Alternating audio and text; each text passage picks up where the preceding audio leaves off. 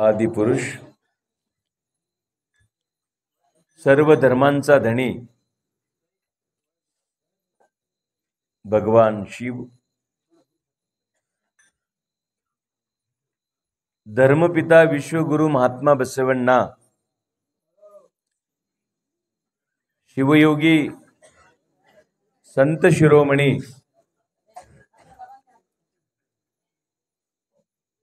मन्वत माऊली, युग निर्माता युग प्रवर्तक राष्ट्रसंत सद्गुरु डॉक्टर शिवलिंग शिवाचार्य महास्वामीजींच्या मंगलमय चरणी कोटी कोटी वंदन करतो।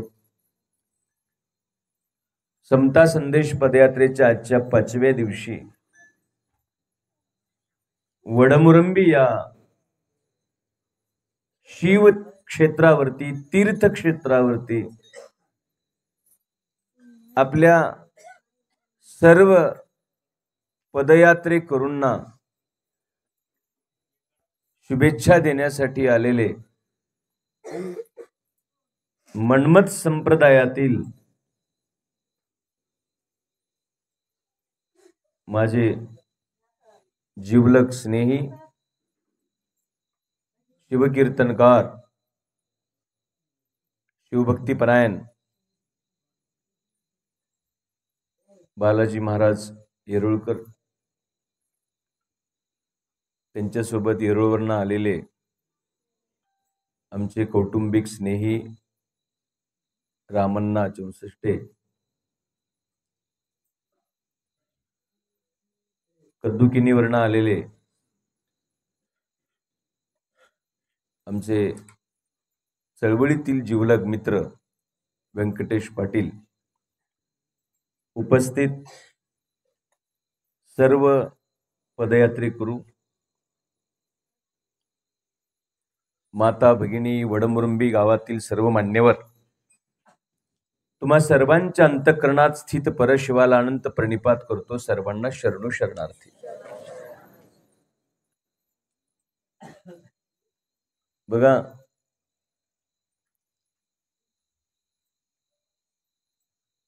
आता आपण कर्नाटकाच्या प्रवेशद्वारावरती येऊन थांबलो आहोत।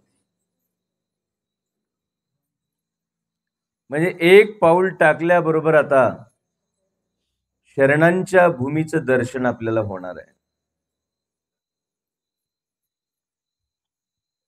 12व्या शतकामध्ये जगभरातली सज्जन शक्ती एकत्र आली। वाईट माणसं खूप लवकर एकत्र येतात बरं, वाईट लोकांची गँग लवकर तयार होते। गब्बर आला की सांबा येतो, मग कालिया येतो, मग सगळीच येतात। गुंडांची टोळी, चोरांची टोळी, दरोडेखोरांची टोळी, निंदा करणाऱ्यांची टोळी, पाकिट हाणणाऱ्यांची टोळी लवकर तयार होते, पटकन। पण चांगली माणसं लवकर एकत्र येत नाहीत। दुर्दैव आहे, मानव जातीचं दुर्दैव आहे की चांगली माणसं संघटित होत नाहीत, दुर्जन संघटित होतात। आणि लक्षात घ्या, ज्या ज्या वेळेस या देशामध्ये सज्जन शक्ती संघटित झाली त्या त्या वेळेस क्रांती झालेली आहे। लक्षात घ्या, त्या त्या वेळेस क्रांती। मग कधी झाली सज्जन शक्ती एकत्र, कधी आले? शिवगणांनी कैलास नगरीमध्ये ही ताकद एकत्र केली। भगवान शंकराच्या, वीरभद्राच्या नेतृत्वाखाली शिवसंस्कृती सांगते आम्हाला। बघा, लिंगायतांमध्ये यज्ञ नाही। काय नाही? यज्ञ नाही। काय नाही आणि काय आहे, काय नसलं पाहिजे आणि काय असलं पाहिजे हे समजून घेणं खूप गरजेचं आहे। आपण सगळे महादेवाचं धारावाहिक बघितलंय ना? बघितलं तर माना हलवा का भूक लागले? भूक तर लागली नाही ना. आपण भरपूर जेवायला लागलोय, पण त्या साऊंड बॉक्सला रात्री कार्यकर्त्यांनी चार्जच केलं नाही, ती उपाशी मारली. तो त्याला खाऊ घातलं नाही, ते बसलं बोंबलत. मी सांगत होतो की शिव संस्कृतीमध्ये यज्ञ नाही, यज्ञोपवीत नाही. संतांनी सांगितलं यज्ञाची या वाटा टाकिल्या मोडून तीर्था लागी जाणे कोणतविले. मग हे कल्याण तीर्थ आहे का, हा माझा प्रश्न आहे. आम्ही तीर्थाला चाललोय का? हे तीर्थ नाही, ही प्रेरणा भूमी आहे. ती ऐतिहासिक भूमी आहे. तिथं आमच्या बापजाद्यांचं गटोडं दडलंय. ते गटोडं घेण्यासाठी आम्ही चाललो आहोत. वचन साहित्य हे आमच्या परंपरेचं गटोडं आहे, ते घेण्यासाठी निघालो आहोत. आणि म्हणून आमच्यात काय नाही काय आहे याचा विचार या पदयात्रेच्या अनुषंगाने आपण केलं पाहिजे का. एक छोटासा प्रसंग सांगतो, म्हणजे तुमच्या लक्षात येईल. सज्जन शक्ती कशी गोळा झाली. अनुभव मंडपात बसवण्णांनी सगळ्या सज्जन शक्तीला एकत्र केलं. छत्रपती शिवरायांनी स्वराज्याचा पाया रचताना सगळी सज्जन शक्ती एकत्र केली. कुठलीही चळवळ चालवायची तर सज्जन शक्ती एकत्र आली पाहिजे. सज्जन शक्ती सक्रिय कार्यकर्ते एकत्र येऊन जर भांडायला लागले तर अवघड होते. आणि शिवसंस्कृतीमध्ये ही शक्ती एकत्र आली होती. त्याचं उदाहरण सांगतो बघा. एकदा काय झालं,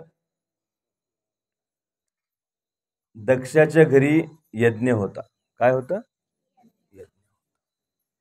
यज्ञ आपल्यात करत नाहीत, कारण यज्ञामध्ये पूर्वीच्या काळी हिंसा व्हायची. शिवसंस्कृती आणि लिंगायत धर्म हा हिंसेचा नाही, अहिंसेचा आहे. तो सर्वांशी सौजन्यानं वागणारा धर्म आहे.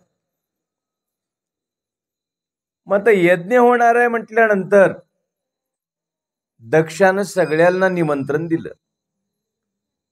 महादेवाला निमंत्रण दिलं नाही. आता महादेवाला निमंत्रण दिलं नाही तर दिलं नाही. पण महादेवाच्या पत्नीचं नाव काय होतं? सती पार्वती जे असेल तो. सतीनं म्हटली, अहो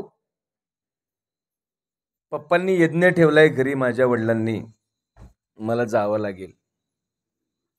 महादेवांनी म्हटलं, बाई हरकत नाही, पण आपल्याला निमंत्रण, आणि निमंत्रण आल्याशिवाय जायचं, आणि सासरवाडीला तर कतई जायचं नाही. सासरवाडीला तर जायचं नाही बघ निमंत्रण आल्याशिवाय. काही जावाई उटकी सुट सासरवाडीला जातात.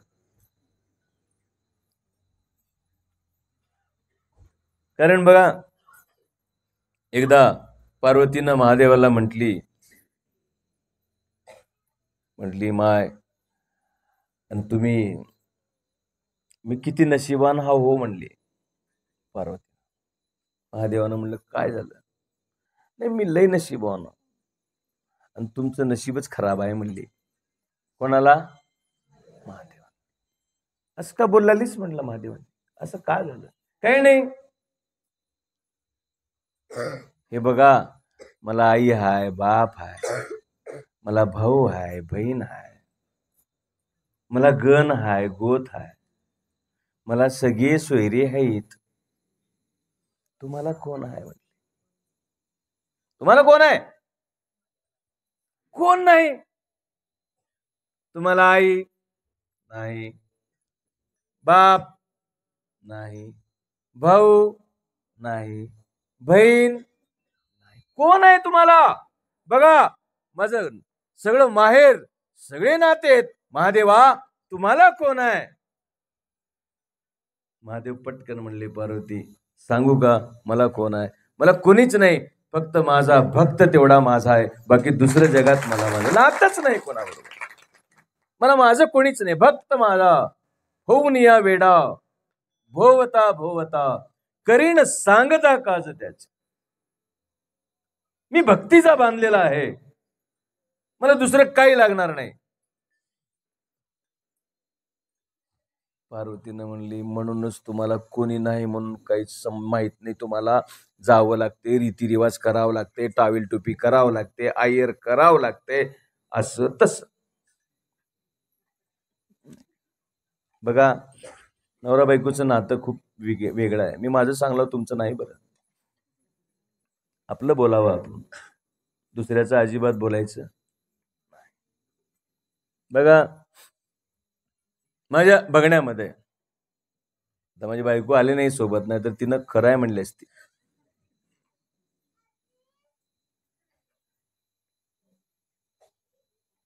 बघा, प्रत्येक बाईचं एक डायलॉग फिक्स राहते, प्रत्येक बाईचं. मग ते कैलासातल्या महादेवाची बायको राहू दे, नाहीतर गावातल्या महाद्याची बायको राहू दे, कलेक्टर राहू दे की कंडक्टर राहू दे, डॉक्टर राहू दे की अजून काय बी राहू दे, प्रत्येक नवऱ्याच्या बायकोची प्रत्येक बाईचं एक डायलॉग फिक्स आहे. तिनं म्हणते आहे, म्या हाव म्हणून ह्याचा संसार टिकलाय, नाहीतर ह्याचा सत्यानाशच होता. प्रत्येकाची. ह्याला काहीच कळणार म्हणते, ह्याला काहीच कळणार म्हणते, ह्याला काहीच कळणार म्हणते. आणि तिच्या दृष्टिकोनातून सगळ्यात कळणारा माणूस कोण राहते माहिती आहे का? एकतर तिचा बाप, नाही तर तिच्या बहिणीचा नवरा. लई कळतोय मायांना. तिच्या दृष्टिकोनातून. पाटील लई जोरात हसला, तुम्हाला काही अनुभव आहे का? आणि रवी पाटील, ठीक आहे, तो गमतीचा भाग वेगळा. कारण हे सगळं आपल्या घरचं सांगलं, मी माझं सांगलं, तुमचं बी असंच आहे ना. केस पांढरे होऊन गेले सगळे तुमचे, अजून कसं आहे तेच कळणार नाही.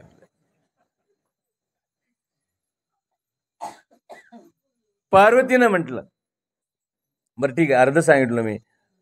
महिलेची डायलॉग काय, बायकोची काय डायलॉग काय, मी हाव म्हणून संसार टिकायचं, नाहीतर मग नवऱ्याची बी फिक्स डायलॉग आहे प्रत्येकाची. त्यानं काय म्हणते, मी हाव म्हणून सहन केलं ह्या बाईला, नाहीतर दुसरं राहील तर फाशीच घेतलं असतं म्हणते. त्याची बी डायलॉग फिक्स आहे. असो, भाग वेगळा गमतीचा आहे, पण हे दोन्ही आहे म्हणून संसार आहे. हे दोन चाक आहेत म्हणून संसार आहे. लक्षात, हे दोन चाक आहेत म्हणून संसार. कारण शरीर मन आणि आत्मा, तारुण्यामध्ये पती पत्नींचा संबंध हा ओघ आणि ओढा जास्ती शरीराशी असतो. 14 वर्ष झाले लग्नाला, 10-15-14 वर्ष, की मग पती पत्नींच्या शरीराची गरज नाही, मन एकत्र येत.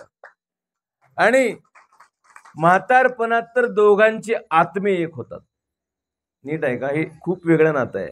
हे नातं समजलं पाहिजे. भारतीय विवाह संस्था खूप सुंदर आहे. म्हातारपणामध्ये पती पत्नीचा आत्माच एक होतो. आपण कधी कधी बघतो, म्हातारे गेल्या गेल्या 6 महिन्यात, वर्षात, 2 वर्षात म्हातारी जाते, अचानक जाते, काही होत नव्हतं तिला, पण गेली. किंवा म्हातारी गेल्या बरोबर वर्षात, 2 वर्षात म्हातारा आपला पण मरते. का? आत्मा जातो, त्याच एक जीव झालेले असत. शरीर, मन आणि आत्मा एक. पार्वतीनं म्हटलं, तुम्हाला काही माहिती नाही, जावं लागते, सोयरे दायऱ्याला बहिणी आहेत माझ्या, असा आहे तसा आहे, भरल्या घरातली आहो मी, वतनदाराची लेक आहो, जागीरदाराची लेक आहो, मला जावं लागते. तुम्हाला काय, कोणी बी नाही, परदेशी आहो, सन्नीशी आहो. महादेवानी म्हटलं, बाई, आम्ही शैव संस्कृतीचे लोक आहोत, बाईवर अन्याय करणं हे आमचं काम नाही. बघा, कुठल्या देवानं बायकोला पाय दाबायला लावले असेल, कुठल्या देवानं अज्ञातवासात वनवासात धाडला असेल, काही बी झालं असेल, स्त्रीवर अन्याय झालाय. रामायण असेल की महाभारत असेल, स्त्रीवर अन्याय झालाय. पण एकमेव शिवसंस्कृतीचं शिवपुराण काढून पहा. महादेवानं बायकोला केवळ बाजूला बसवलं नाही, मांडीवर बसवलं नाही, तर अर्धनारी नटेश्वराच्या रूपामध्ये समानतेचा अधिकार दिला. समानतेचा अधिकार. ही शिवसंस्कृती समतेची संस्कृती आहे. महादेवानं पार्वतीला म्हटलं, बाई तुला जायचं असेल तर जा, मला असं वाटतं तू जाऊ नये. नाही मी जाणारच, जाणार तर जा, पण मी येणार. सगळ्यांना माहिती आहे यज्ञात शिवाची निंदा झाली, ब्रह्मनिराश झाला, जाऊ नको म्हटलं होतं नवऱ्याने. आता काय म्हणून परत जाऊ, काय म्हणून जाऊ मी आता परत. पश्चाताप झाला, संताप झाला, आणि त्या सतीनं यज्ञकुंडामध्ये उडी घालून आपलं प्राणार्पण केलं. तेव्हा वीरभद्र अफाट सैन्यानिशी चाल करून आला, चौताळून झेप घेतली. जेवढी देव होती आर्यावर्तातली, सनातन वैदिक परंपरेतली, त्या देवांचं आणि शिवसंस्कृतीतल्या गणांचं घनघोर युद्ध झालं. वीरभद्र निर्णायक विजयी झाला त्या युद्धामध्ये. आणि काही शिवगण त्या यज्ञकुंडातली लाकडं घेऊन नाचायला लागली, यज्ञ पायाखाली तुडवायला लागली. त्या घटनेचं स्मरण म्हणून आजही आम्ही अग्गी तुडवतो. तुडवतो का नाही? अग्गी तुडवतो. अग्गिस्वामीच्या जत्रेत, मुखेडला वीरभद्राच्या जत्रेत अग्गी. कशासाठी तुडवतो? इस्तू तुडवायला येडेत का आपले लोक? उगे इस्त्यावर पाय देतात का? नाही. आम्ही जातीभेद मानत नाही, आम्ही वर्णव्यवस्था मानत नाही, आम्हाला हिंसा मान्य नाही. आम्ही समानतेचे पुरस्कर्ते, शिवाचे उपासक आहोत, शिव परिवाराचे घटक आहोत, शिव संस्कृतीचे आम्ही अनुभाग आहोत. म्हणून आम्ही यज्ञ पायदळी तुडून सांगितलं आम्ही समानतेचे पुरस्कर्ते. तेव्हापासून आम्ही अग्गी तुडवतो. आणि काही जण त्याच्यातली लाकडं घेऊन नाचले, त्याचं प्रतीक म्हणून आजही लग्नामध्ये आम्ही गुगळं काढतो. देवकारा गुगळं माहिती आहे? गुगळं वीरभद्राने, शिवगणांनी दिग्विजय प्राप्त केल्यानंतर विजयाचा जल्लोष साजरा करण्यासाठी यज्ञकुंडातली लाकडं घेऊन नाचले शिवगण. आणि त्याचं प्रतीक म्हणून आता आपण गुगळामध्ये देखील हातामध्ये अग्नी घेऊन नाचतो. आताची वीरभद्र कसं नाचतात ते सांगायची गरज नाही. लिंगायतांची गुगळं म्हणजे चेष्टेचे विषय झालेले आहेत समाजामध्ये. लिंगायतांची गुगळं म्हणजे तणावपूर्ण परिस्थितीचे विषय झालेले आहेत पोलीस स्टेशनमध्ये. माझी अपील आहे, मी सांगतोय की जी गुगळं काढायची आहेत, नाचा जरूर, काय कोणाला नाचायचं आहे ते आमचं म्हणणं नाही, पण गुगळं ज्यांना स्पर्श करायचे त्याच्या हृदयावरती इष्टलिंग असलं पाहिजे, भाळावरती भस्म असलं पाहिजे.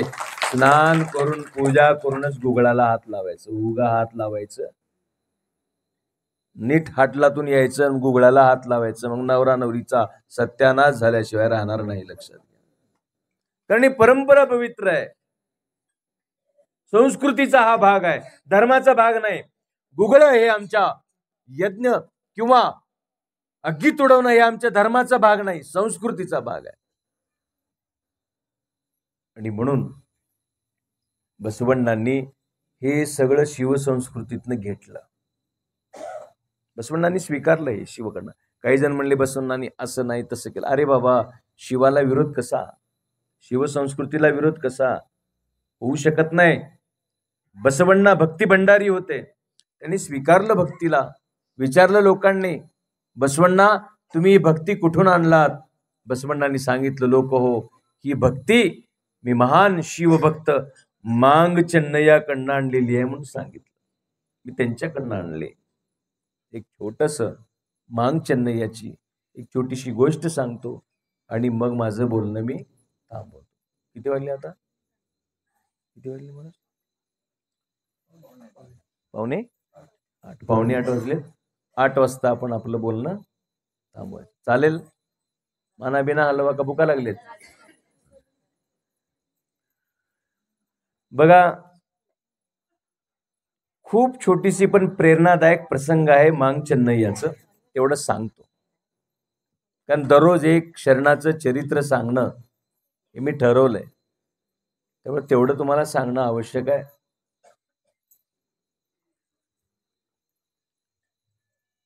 सगळेच दिवस सारखे नसतात, बरोबर आहे ना?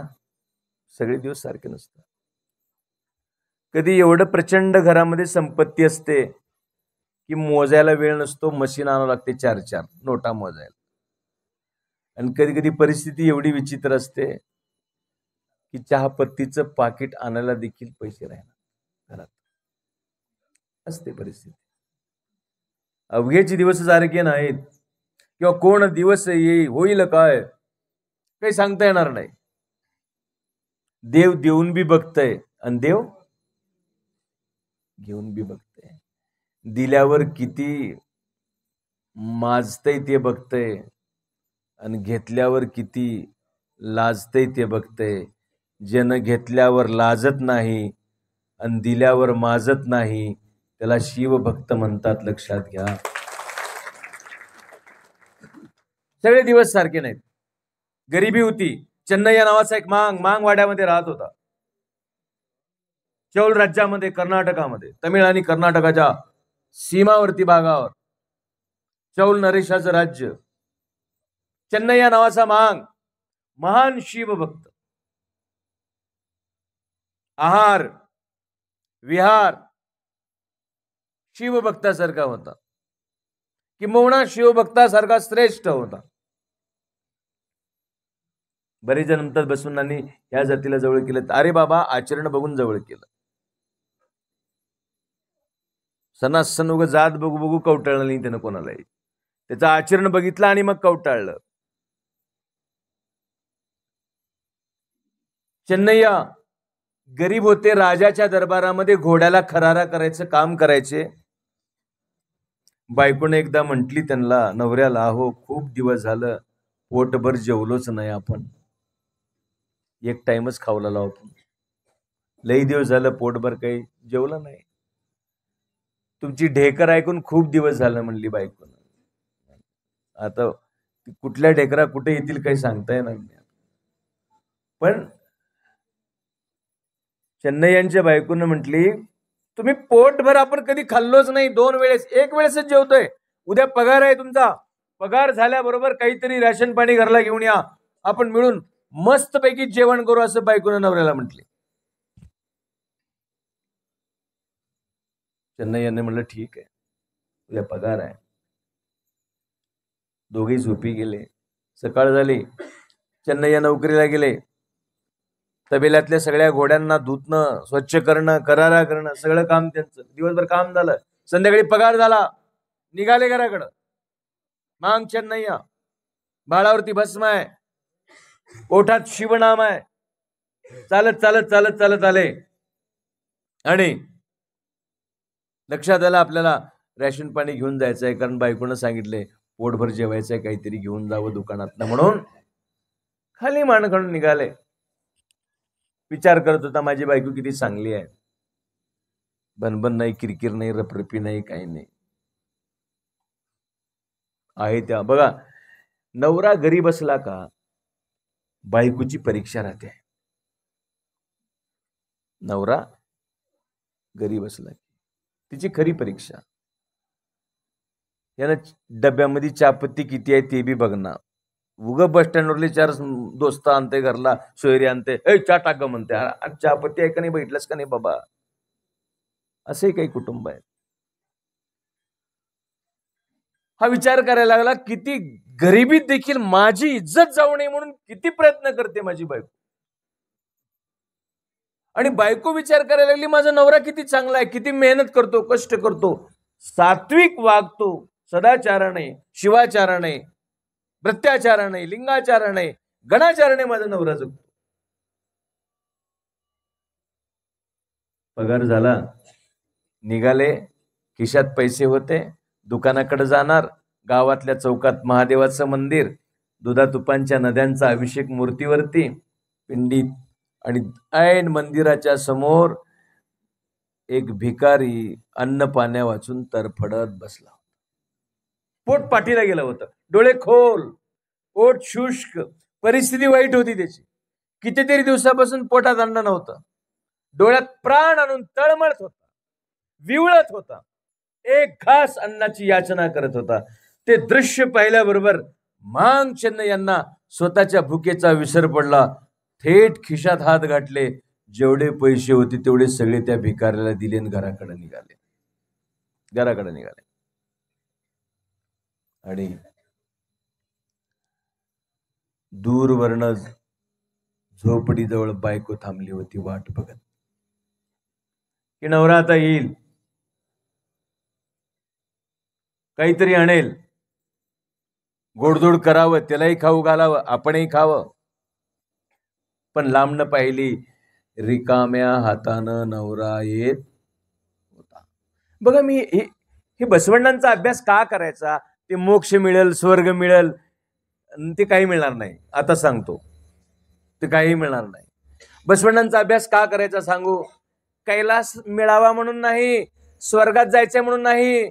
अरे, आहे त्या घराचा कैलास करण्यासाठी महात्मा बसवण्णांचा आपल्याला अभ्यास करावा लागला. आहे त्या घरात कैलास आणतोय बसवण्ण. आपल्याला मेल्यावर कैलासवासी, स्वर्गवासी, मेल्यावर काहीच नाही, कुठलीच वासी नाही, कुठली फाशी नाही, कुठली काशी नाही, कुठली शांती नाही. नवरा गरिबीतही कसं जगलं पाहिजे आणि श्रीमंतीतही कसं जगलं पाहिजे हे शरणांकडनं. बसवण्याकडे प्रचंड संपत्ती होती, उन्माद नाही केला कधी, आणि चेन्नईकडे पैसेच नव्हते, पण खंत नाही केली कधी. हे बसवण्णाकडनं शिकलं पाहिजे, हे शरण साहित्याकडनं शिकलं पाहिजे. तिनं बघितले, नवरा रिकाम्या हातानं येतोय, पण आल्याबरोबर का झालं, काही आणलो का नाही, खाली मान घेऊन येलो, पगार झाले का नाही, तुमच्या मालकाला की कामाचं नाही, त्याला पैसेच देणार, असलं काही म्हणाल नाही. तिनं पाय देवाला पाणी दिलं, पाटावरती चेन्नैया बसले, समोर इबीत ठेवलं, इबीत लावलं. आपल्या महिला इबीत ठेवत नाहीत नवऱ्याला समोर, उलट बाया म्हणतात, आमच्या मालकाला असलं काही बी जमना हो म्हणतात. मग का जमतंय? मग पुढी ठेवल्यावर काय, पुढी ठेवलं तर मालकाला जमेल, इबीत ठेवल्यावर जमत नाही, मग काय ठेवल्यावर जमेल? आपणच म्हणायचं, आमच्या नवऱ्याला असलं काही पटना, मग तर कतही पटनाच. कसं पटना त्याला? बाहेर ना आल्यानंतर पाय देवाला पाणी द्या, नवऱ्याला द्या इबीत त्याच्या हातात, त्यानं लावणार नाही, बाजूला ठेवील. दुसऱ्या दिवशी अजून द्या, त्यानं अजून थोडं जोरात बाजूला ठेवील, कळणार का तुला? लाव ना म्हणाल. तिसऱ्या दिवशी बर्र म्हणे हिबाळून देईल बाहेर इबीत. तुम्ही 1-2 डझन आणून ठेवा उमनाबादला जाऊन, रोज त्याला इबीत द्या. लावा, आपल्या धर्मात आहे साहेब, लावत जावा म्हणा. मला खात्री आहे, रोज जर त्याला इबीत दिलो, एक ना एक दिवस असा येईल त्यानं इबीत लावल्याशिवाय राहणार नाही. लक्षात घ्या. पण आपण म्हणतो काय, एवढी अनुभवी जमसाल रे, एवढी अनुभवी जमसाल, याला काहीच जमणार, याला काहीच जमणार, असं नाही. तिनं भस्म दिलं, चेन्नई यांनी भस्म लेपन केलं. हळूच बायकोने विचारली, काय हो, पगार झाला नाही, काम? चेन्नई यांनी पगार झाला, मग दुकानं बंद होते, काम विचारले. चेन्नई म्हणे, नाही, दुकानं पण चालू होते, पगार पण झाला, दुकानं पण चालू होते, मग साहित्य का आणला नाहीत म्हणून विचारलं बायकोनं. आपल्याला पोटभर जेवायचं होतं ना, काहीच नाही घरात, तुम्हाला माहित नाही? चेन्नई यांनी म्हटलं, पगार वेळेवर झाला, खिशात पैसे टाकलो, निघालो दुकानाकडं, पण वाटेत मंदिरापुढे भिकारी पोट पाठीला गेलं होतं. त्याची तळमळ, त्याची कळकळ पाहून माझ्या अंतरंगामध्ये वेदना झाल्या. त्याच्या वेदना बघून माझ्या संवेदना जाग्या झाल्या, आणि कधी माझा हात खिशात गेला आणि कधी मी त्याला पैसे दिलो मला कळलंच नाही ग. म्हटलं,